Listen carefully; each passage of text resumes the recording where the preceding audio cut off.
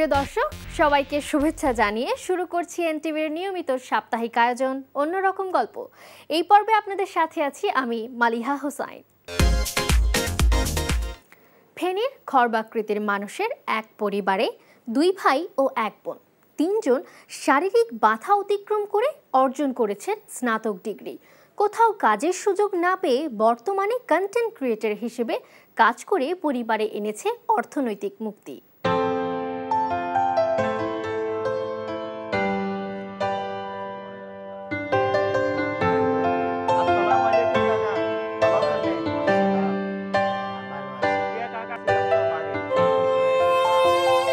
ফেনী সদর উপজেলার মটুবি ইউনিয়নের শাহপুর গ্রামের তাজুল ইসলাম টনি তার পরিবারের ৫ সদস্যের মধ্যে স্ত্রী বিবি হাজেরা ছাড়া 2 ছেলে 1 মেয়ের শরীরের গঠন স্বাভাবিক আকৃতির নয়।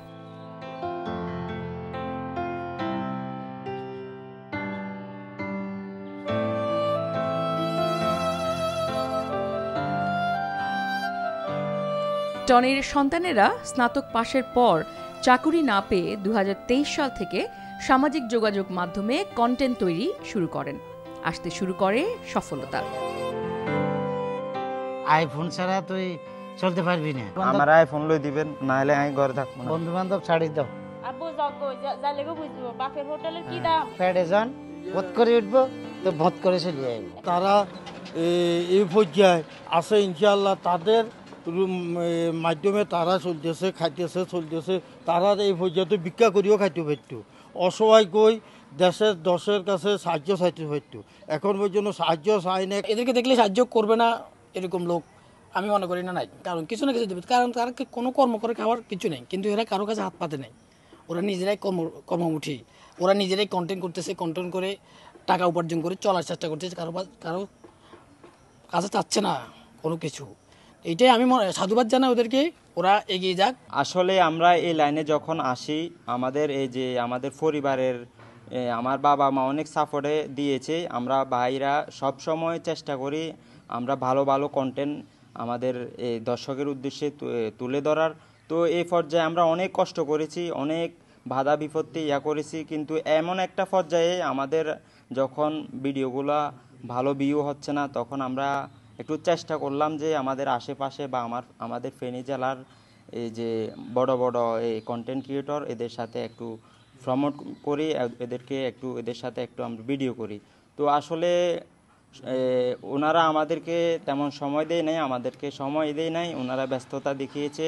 তো এরপরে আমরা একটা জেদ হিসেবে নিয়েছিলাম যে না, যা করব আমরা নিজেরাই করব, এমনকি আমরা দেশের সামনে এটা তুলে ধরবো। তো আলহামদুলিল্লাহ আমাদের এই রমজান ভাই ফেস্টির ভিডিওগুলো দর্শকের কাছে এত ভালো লাগতেছে, তারা এত ভালো ভালো কমেন্ট করতেছে, তাদের ভালোবাসা আজকে আমরা এই পর্যায়ে এসেছি। আপনারা আমাদের ভিডিওগুলো দেখলে বুঝতে পারবেন, আমাদের ভিডিওতে সব সময় একটা মেসেজ থাকে। মেসেজটি হলো পারিবারিক মিলমিশ বাড়ানো ও সমাজ পরিবর্তনে ভূমিকা রাখা। শুরু থেকে না পাইলেও এখন সাপোর্ট করে, আশেপাশে বন্ধু বান্ধব সকলে আমাকে সাপোর্ট করে, মানে যথেষ্ট আমাকে আন্তরিকতা দেখায়। মানে ওদের সাথে আমার ক্লাসমেটরাও আমাকে মানে অনেক হেল্প করে। তারপরে তাদের সাথে আমাকে তাল মিলিয়ে চলায়, বুঝতে না যে আমি যে আকৃতিতে ছোট, এরকম বুঝতে যে না, ওইরকমভাবে আমার সাথে সবাই চলে। প্রথম যখন গ্র্যাজুয়েশন কমপ্লিট করি, তখন আমি একটা সরকারি চাকরির জন্য নানানভাবে চেষ্টা করি, চেষ্টাটা খুবই যথেষ্ট পরিমাণ করছিলাম। তখন এক পর্যায়ে দেখি যে আমি বারবার ব্যর্থ হচ্ছি। তো পরে চিন্তা করলাম যে আমি এমন কিছু করব যাতে পরিবারকে নিয়ে আমি সমাজে মাথা তুলে চলতে পারি। তো তখন থেকে আমি ওই লক্ষ্য নিয়ে কন্টেন্ট ক্রিয়েটর জগতে পা রাখি। তো ওই সময় আমার মনে হয়েছিল যে কন্টেন্ট ক্রিয়েটর কম্পিটিশন প্লাস হচ্ছে সফলতা, এটা মনে হয় আমার দ্বারা হবে না, কারণ বারবার ব্যর্থ হচ্ছে এখানেও। তো ব্যর্থতা যে সময় হচ্ছে, তখনই একটা কথা মাথায় আসে যে পরিবারের পাশে আমাকে দাঁড়াতে হবে, আমি যেহেতু বড় ছেলে পরিবারের। তো তখন আমি আমার আগ্রহ এবং চেষ্টাটা আরও 1000 গুণ বাড়িয়ে দিই। তখন থেকে চেষ্টা করতে করতে এই পর্যন্ত আপনাদের দোয়ায়, মা বাপের দোয়া এবং দর্শকের ভালোবাসা এই পর্যন্ত আসছি।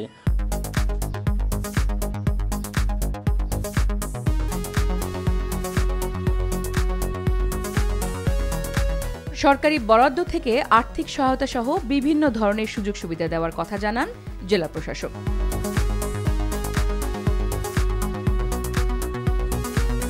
কারো যদি কোনোরূপ প্রতিবন্ধিতা থাকে শারীরিক, সেক্ষেত্রে আমরা কিন্তু তাদেরকে সহায়তা করি। তো এই পরিবারটি সম্পর্কে আমি এখন জানলাম।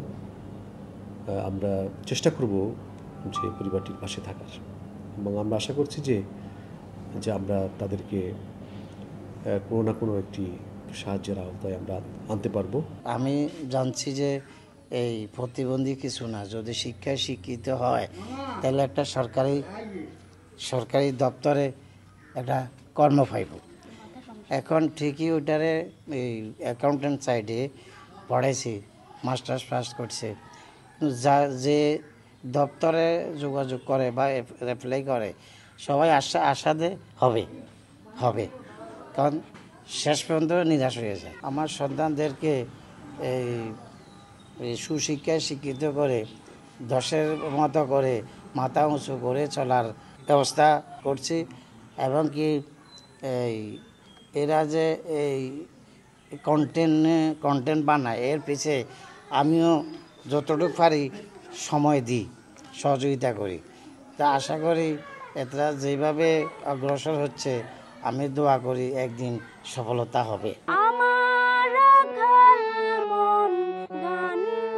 সব বাধা পেরিয়ে ধরা দেয় সাফল্য, সাফল্যের সাথে সাথে পরিবারে আসে অর্থনৈতিক মুক্তি।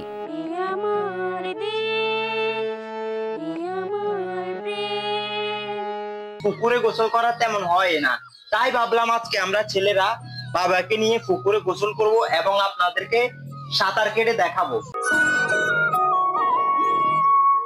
শৈশবে পুকুরে নামলে যেন পানি থেকে উঠার কোনো খবরই থাকতো না। তো বন্ধুরা, আপনারাও চেষ্টা করবেন বাবা মায়ের সাথে এভাবে হাসি খুশি ও মিলেমিশে চলার, তাহলে দেখবেন আল্লাহ অনেক খুশি হবেন।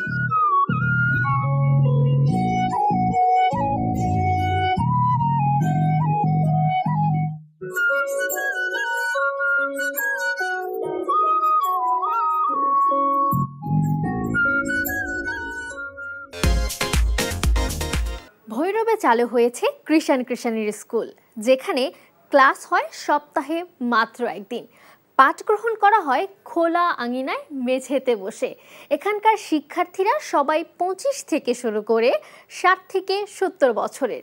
এই স্কুলের পরীক্ষার সময় লিখতে হয় না খাতায়। চলুন ঘুরে দেখে আসি স্কুলটি।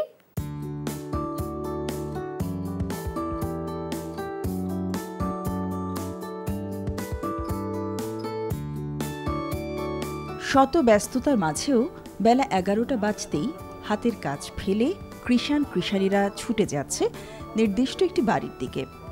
প্রতি রবিবার এক একজন কৃষকের আঙিনায় পালা করে বসে কৃষাণীর স্কুল। এই স্কুলকে বলে পার্টনার ফিল্ড স্কুল।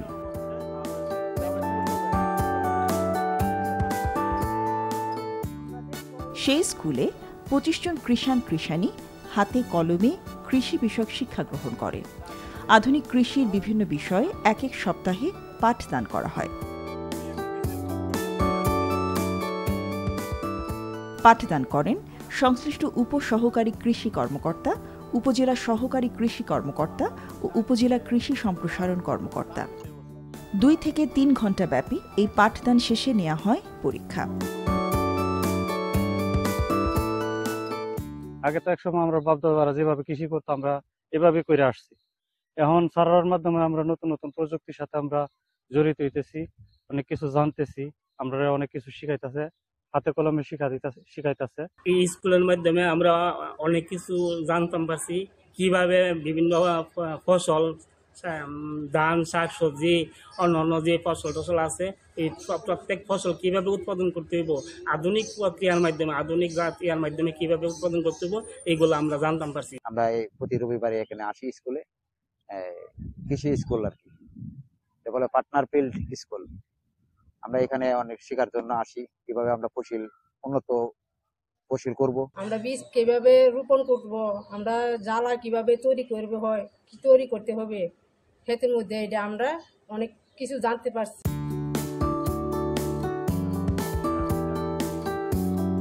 শিক্ষার্থী কৃষাণীরা জানান, এই স্কুলের মাধ্যমে শিক্ষা গ্রহণ করে তারা বেশ লাভবান হচ্ছেন। চলে চলে এলাম একদম শেষে। দেশ বিদেশের বিস্ময়কর ও মজার সব খবর নিয়ে দেখা হবে আবারও। কেমন লাগলো আমাদের আয়োজন বা কোনো পরামর্শ থাকলে জানাতে পারেন চিঠি লিখে। আমাদের কাছে চিঠি লেখার ঠিকানা প্রযোজক অন্যরকম গল্প, NTV BSCC ভবন, 102 কাজী নজরুল ইসলাম অ্যাভিনিউ, কারওয়ান বাজার, ঢাকা 1215। দেখা হবে আবারও শুক্রবার সকাল 10টা 10-এ। সেই পর্যন্ত ভালো থাকুন, সুস্থ থাকুন ও নিরাপদে থাকুন।